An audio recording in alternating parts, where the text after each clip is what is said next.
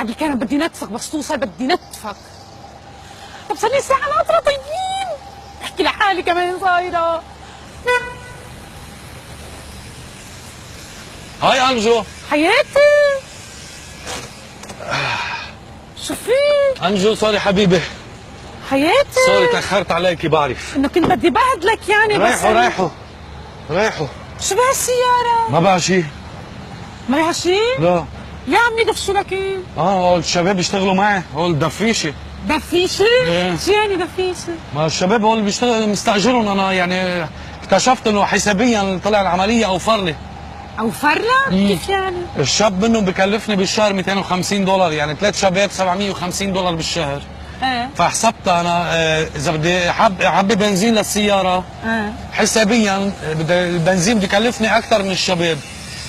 فاستاجرت الشباب وهيك بوفر بنزين وهن بدفشوا. برافو عليك. شو رايك؟ فكرة حلوة. لذيذ منيح. اوفر بكثير من البنزين. انه ايه؟ طيب يلا بدك نطلع ننزل وين عبالك نروح؟ جميزة. جميزة، شباب جميزة. على جميزة. عنا شوية طلوع ها بدنا نشد حالنا شوي ايه؟ فبدنا نسكع. انت يا بدك تشد حالك شوي. يلا لشوف. عم فكر افتح شركة دفيشة. والله حلو. شباب بدنا نشد حالنا شوي هلا رح بتريحوا بالنزلة بس في عنا طلوع بعدين ها؟ يعطيكم العافية. ايه بتطعميهم وبتشربون وهيك؟ كل شيء على حسابي، بضل اوفر من البنزين. ايه اكيد. يعني انا اخت البنزين شو صار غالي؟ والله سريعين ايه يلا شباب.